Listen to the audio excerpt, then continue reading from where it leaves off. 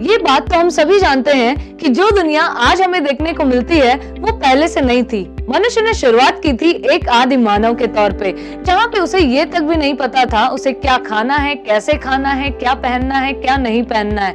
लेकिन आज की दुनिया में हम देखते हैं आज हम पूरी तरीके से सुविधाओं से लैस हैं। हमने आपको बहुत ज्यादा ग्रो और डेवलप कर लिया है। उसके पीछे कारण है हमारी आवश्यकताएं। हमें जैसे जैसे आवश्यकताएं होती गई वैसे वैसे हम अपने आप को ग्रो करते रहे। हमने नए नए इन्वेंशंस देखे। अगर हम ओवर दी टाइम देखें, उसी तरीके से कुछ चीजें ऐसी हैं जो हमें आज के समय में लगती हैं कि शायद बहुत पीछे छूट गई हैं और उन्हें आप नहीं कर सकते, लेकिन ऐसा बिल्कुल भी नहीं है। आप उन्हीं पुरानी जड़ों के माध्यम से कुछ नई पत्तियां या नई कोपले उगा सकते हैं। सोच रहे होंगे बात किस बारे में हो रही है, तो मैं अंजू आज आपसे एंटरप्रेन्योरशिप से रिलेटेड कुछ ऐसे ही बिजनेस आइडियाज शेयर करने जा रही हूँ जिनके बारे में आप सोचते हैं कि शायद ये मॉडर्न वर्ल्ड में अप्लाई नहीं हो सकते। यही कारण है कि आज भी हमें इनमें इतना ज्यादा पोटेंशियल होने के बावजूद भी बहुत कमी दिखाई देती है।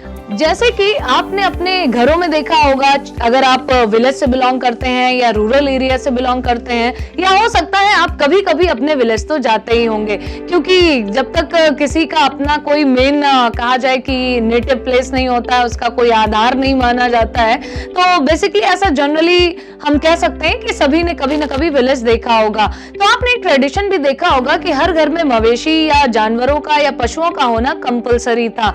ऐसा क्यों था? क्योंकि आपको पता है कि मनुष्य ने पशुपालन किया, कृषि की, तब जाके आज की इकोनॉमी जो हमें देखने को मिलती है वो इकोनॉमी ग्रो होके आई है। लेकिन क्या पुराने मीडियम्स को या पुराने मीन्स को हम भूल सकते हैं? ऐसा बिल्कुल भी नहीं है। वहां पर भी बहुत ज्यादा पोटेंशियल है, बल्कि वो तो आधार है हमारी इकोनॉमी का भी, हमारे देश का भी।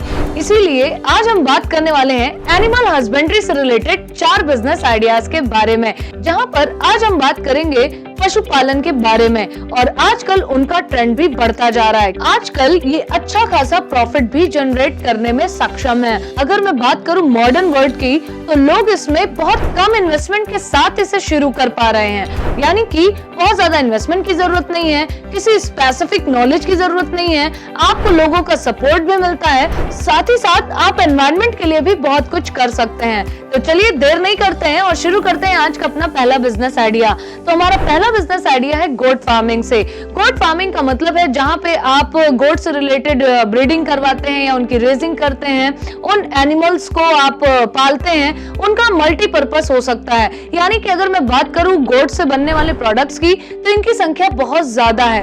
यानी कि अगर मैं बात करूं गोट फार्मिंग के जरिए आप किस तरीके के बिजनेसेस स्टार्ट कर सकते हैं, तो गोट फार्मिंग करके आप उसके मीट को भी सेल कर सकते हैं, आप मिल्क भी प्रोड्यूस कर सकते हैं, आप फाइबर के लिए भी यूज कर सकते हैं, आप उनके स्किन के लिए भी यूज कर सकते हैं, और या फिर आप डायरेक्ट कहा जाए कि डायरेक्ट अपने गोट्स को आप सेल भी कर सकते हैं। जहां पे हो सकता है एक बड़े रूप में एक फार्म चलाई जा रही हो, तो आप बढ़े हुए दामों पर उन्हें सेल भी कर सकते हैं। और आजकल ये बहुत ज्यादा ट्रेंड में है, क्योंकि आपको बहुत कम इन्वेस्टमेंट करना पड़ता है और एक बिजनेस से आपके पास अपॉर्चुनिटीज मल्टीपल फॉर्म में अवेलेबल होती हैं। तो चलिए बात कर लेते हैं इस गोट फार्मिंग के मार्केट साइज के बारे में। अगर हम बात करें ग्लोबल मार्केट साइज की, तो 2021 तक ऑलरेडी वैल्यू किया गया था इसे 20.32 बिलियन यूएस डॉलर के बराबर, और प्रोजेक्ट किया गया है कि यही मार्केट वैल्यू इसकी 2028 तक 93.21 बिलियन यूएस डॉलर तक हो जाएगी। और अगर वहीं नजर डाले CAGR पर, यानी कि कंपाउंड एनुअल ग्रोथ रेट पर,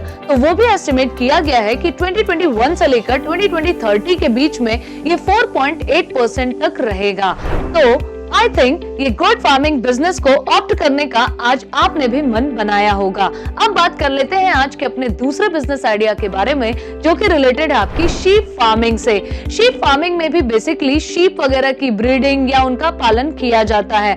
यहाँ पर अगर मैं बात करूं कि शीप से किस तरीके के प्रोडक्ट्स को आप तैयार कर सकते हैं, जिनके थ्रू आप अपना एक अच्छा खासा प्रॉफिट अर्न कर सकते हैं या अपना एक बिजनेस ग्रो कर सकते हैं, तो उनके थ्रू आप लैम्ब का डायरेक्ट सप्लाई सप्लाई कर सकते हैं, आप उनके मटन को सप्लाई कर सकते हैं, आप उनके मिल्क को सप्लाई कर सकते हैं, उनका यूज आप वूल्स के फाइबर्स वगैरह के लिए भी कर सकते हैं। आपने देखा होगा जो उलन क्लोथ्स होते हैं उनके लिए बेसिकली जो फाइबर आपका यूज होता है वो कहीं ना कहीं शीप से ही सबसे ज्यादा यूज किया जाता है। अगर हम बात करें कि शीप फार्मिंग की इकोनॉमी में क्या इंपॉर्टेंस है या इकोनॉमी के लिए कितना ज्यादा ये यूजफुल है, तो यहाँ पर आप कह सकते हैं कि एक तरीके से एक मेजर रोल प्ले कर रहा है। क्यों? क्योंकि आपको टेक्सटाइल इंडस्ट्री, डेयरी इंडस्ट्री और साथ ही साथ कई तरीके की, अगर हम फ्लैश वगैरह की इंडस्ट्री की बात करें यानी कि फूड इंडस्ट्री की, तो यहाँ पर भी ये बहुत ज्यादा आपके लिए हेल्पफुल हो रहा है। तो इकोनॉमी की ग्रोथ हो रही है तो आपकी भी ग्रोथ होगी और आप भी इस इकोनॉमी का पार्ट बन सकते हैं। यानी कि अगर आप भी शीप फार्मिंग करना चाहते हैं तो बहुत ही कहा जाए सिंपल तरीके से भी आप शुरू कर सकते हैं। लेकिन हाँ, एक ऐसी मेंटालिटी लोगों की रही है कि अगर हम गोट फार्मिंग या शीप फार्मिंग कर रहे हैं तो हम किसी रूरल एरिया में ही कर सकते हैं, अगर आप अर्बन एरिया में करना चाहते हैं तो आप नहीं कर सकते। लेकिन ऐसा नहीं है, बहुत सारे लोग कुछ लाइसेंसेस या कुछ अप्रूवल्स वगैरह लेकर खुद से जमीनें खरीद कर इन सारे बिजनेसेस को स्टार्ट कर चुके हैं। तो आप किस बात का वेट कर रहे हैं? तो चलिए जान लेते हैं शीप फार्मिंग से रिलेटेड मार्केट साइज के बारे में। तो ग्लोबल लेवल पे अगर हम बात करें तो इसे 2021 तक वैल्यू किया गया था 72.8 बिलियन यूएस डॉलर के बराबर और वहीं एक्सपेक्ट किया जा रहा है कि 2028 तक यही मार्केट साइज बढ़कर 239.7 बिलियन यूएस डॉलर के बराबर हो जाएगा। और वहीं अगर बात करें इसके CAGR की तो वो भी 5.3% तक रहने की उम्मीद है 2021 से लेकर 2028 के बीच में। और अगर हम बात करें कि अदर ऐसी कौन सी कंट्रीज हैं जो शीप फार्मिंग में बहुत ज्यादा इन्वॉल्व हैं, तो आपको बता दें कि चाइना का सबसे बड़ा कंट्रीब्यूशन है शीप फार्मिंग में। तो क्यों ना हम भी इस तरीके की बिजनेस आइडियाज को अपनाएं और इंडिया की इकोनॉमी को और भी ज्यादा ग्रो करने में हेल्प करें और साथ ही साथ अपने एंटरप्रेन्योरशिप करने के सपने को भी साकार कर सकते हैं। तो आई थिंक ये बिजनेस आइडिया भी आपको काफी ज्यादा पसंद आया होगा। तो चलिए अब बात कर लेते हैं आज के अपने तीसरे बिजनेस आइडिया के बारे में, जो कि रिलेटेड है रैबिट फार्मिंग से। ऐसे बहुत सारे लोग होंगे जो शायद इस बात को पहली बार सुन रहे होंगे कि रैबिट की भी फार्मिंग होती है। जी, और इसका जो फ्लैश होता है वो काफी ज्यादा लोगों में पसंद किया जाता है। यही कारण है कि इसका मीट भी काफी महंगा बिकता है और इसका बिजनेस भी धीरे धीरे ग्रो कर रहा है। क्यों? क्योंकि लोगों में अवेयरनेस आई है कि रैबिट फार्मिंग के थ्रू भी एक ल्यूक्रेटिव बिजनेस को स्टार्ट किया जा सकता है। इसका मीट भी यूज किया जाता है, साथ ही साथ इसका सबसे ज्यादा यूटिलाइजेशन इसकी मैन्योर के लिए भी किया जाता है। वो काफी ज्यादा आपकी ऑर्गेनिक फार्मिंग में हेल्पफुल होती है। यानी एक बिजनेस से दूसरे बिजनेस को भी ये कनेक्ट करने का काम कर रहा है। और अगर हम बात करें इसके मीट की तो ये काफी ज्यादा न्यूट्रिटिव होता है, इसी वजह से इसकी खासा डिमांड रहती है और मार्केट में लोग इसको अलग से प्रेफर कर रहे हैं कि अगर मीट खाना ही है तो क्यों ना रैबिट का मीट खाया जाए। तो इसलिए आप भी इस रैबिट फार्मिंग के बिजनेस को स्टार्ट कर सकते हैं। और रैबिट फार्मिंग की सबसे खास बात यह है कि आप इसे अपने किचन गार्डन या बैकयार्ड में भी स्टार्ट कर सकते हैं। यानी कि बहुत ज्यादा आपको स्पेस की जरूरत नहीं होती है। अगर आप 100 रैबिट वगैरह से भी स्टार्ट करते हैं तो आगे चलकर ये आपके लिए दुगना तेजी से आपके लिए बिजनेस ग्रो करता है। तो यहाँ पर भी आपके लिए एक बेहतर अपॉर्चुनिटी है।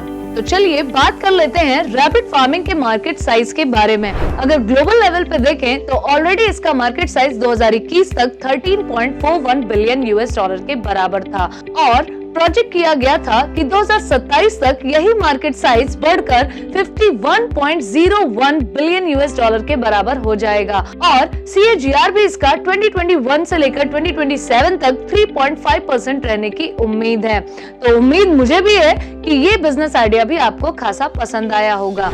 अब बात कर लेते हैं बहुत ही पुराने और आज के अपने चौथे बिजनेस आइडिया के बारे में, जो कि रिलेटेड है बफेलो फार्मिंग बिजनेस से। इसीलिए मैंने आपसे स्टार्टिंग में ही कहा था कि कुछ बिजनेस आइडियाज तो हमारे मूल में है, यानी कि हमारे एक ट्रेडिशन के तौर पे देखे जाते हैं, जिनमें से एक है आपका बफेलो फार्मिंग या फिर कह सकते हैं हम काउ फार्मिंग भी। तो बफेलो फार्मिंग भी आपका मल्टीपर्पज से रिलेटेड एक बिजनेस आइडिया है, जहाँ पे लोगों की लिवलीहुड का एक मेजर लेवल पे काम करता है। अगर हम बात करें मिल्क प्रोडक्शन की तो पूरी दुनिया में यानी पूरे विश्व में भारत जो है वो मिल्क प्रोडक्शन में नंबर 1 पे है। यही कारण है कि कुछ नए तरीके के एम्प्लॉयमेंट भी हमारे सामने निकल कर आए हैं। तो ये बात भी आपके लिए यहाँ पे सिद्ध हो जाती है कि आप जॉब सीकर नहीं बल्कि जॉब प्रोवाइडर के तौर पे भी बन सकते हैं। और अगर मैं बहुत ज्यादा पीछे ना जाऊं तो बहुत सारे ऐसे लोग हैं जिन्होंने शायद एक बफेलो या 2 बफेलो से अपना बिजनेस स्टार्ट किया था, आज उनके पास हजारों की संख्या में इस तरीके के मवेशी अवेलेबल हैं और आज उनका जो मार्केट कैपिटल है या फिर कहा जाए उनके बिजनेस की जो वेल्थ है वो कई गुना बढ़ चुकी है, यानी कि 500 से 1000 गुना के बराबर हो चुकी है। तो क्यों ना आज ही आप भी बफेलो फार्मिंग से रिलेटेड बिजनेस को स्टार्ट करें। खासकर हमारे जो रूरल एरिया के व्यूअर्स हैं उनके लिए तो काफी ज्यादा इजी होने वाला है, लेकिन जब बात बिजनेस की होती है तो एरिया नहीं देखा जाता, आपको वहां पे प्रॉफिट नजर आता है, साथ ही साथ आप अपनी इकोनॉमी के लिए भी कुछ बेहतर कर सकते हैं।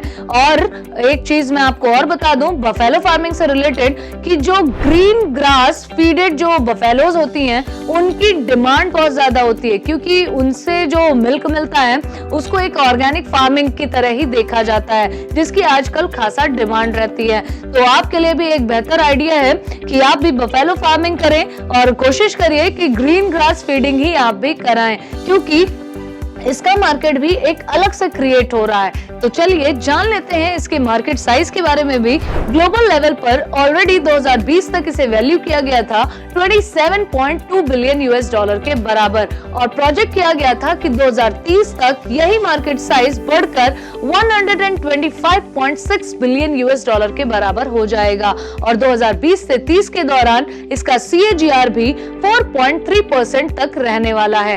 अब बात कर लेते हैं कुछ खास, यानी कि हम बात करने वाले हैं इस बिजनेस को अगर आप ऑप्ट करते हैं तो कैसे आपकी एक साइड में भी हेल्प हो सकती है। साइड में आपकी हेल्प गवर्नमेंट खुद करती है, क्योंकि गवर्नमेंट ऑलरेडी कुछ ऐसी स्कीम्स चला रही हैं जो कि रिलेटेड है आपके एनिमल हस्बेंड्री बिजनेस से, यानी कि आपको कई तरीके के फायदे मिल सकते हैं, कई तरीके के आपको सुविधाएं मिल सकती हैं और कहीं कहीं पर आपको फाइनेंशियली असिस्ट भी कर रही है गवर्नमेंट। जैसे कि अगर मैं कुछ खास स्कीम्स की बात करूं तो Rashtriya Gokul mission, national livestock mission, livestock health and disease control, national programme for dairy development, animal husbandry infrastructure development fund, ये कुछ ऐसी स्कीम्स हैं जिसके माध्यम से आप भी अपने बिजनेस को स्टार्ट करने से लेकर अपने प्रॉफिट को मैक्सिमाइज करने तक कई तरीके के बेनिफिट्स उठा सकते हैं। तो वेट किस बात का है, आज ही ऑप्ट करिए इन बिजनेस आइडियाज को।